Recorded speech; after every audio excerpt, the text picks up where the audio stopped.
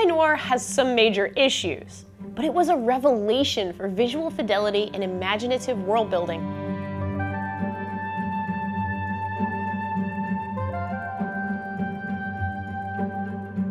It has such an intriguing premise. You are Cole Phelps, a cop in the vast, corrupt, and subtly beautiful post-war LA. As you move up the ranks and make detective, you solve ever more complex cases, poking around a world of crime, mundane and truly disturbingly exotic. Mark Bishop, you're under arrest for the attempted murder of June Ballard and the rape and attempted murder of Jessica Hamilton. LA Noire draws you in with a gleaming and sometimes terrifying city full of the social strife, glitz, and rot of Hollywood in the late 40s. There are Art Deco diners and rotting, massive sets, rundown train tracks, and gleaming apartments. I loved playing detective, searching scenes for clues, and when it worked, reading body language when interrogating suspects.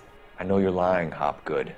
Bishop was here, and you know exactly what he was doing and what he left lying around afterwards. Not all is well in LA Noire. The main story kind of falls apart by the end, where the game stops feeling influenced by LA Confidential and Chinatown and reads more like a cheap ripoff of them.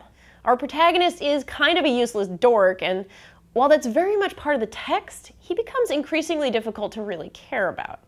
And while LA Noire does have something of a complex view of police work, by diving into heavy corruption that exists in the force, it sure is a big-budget video game.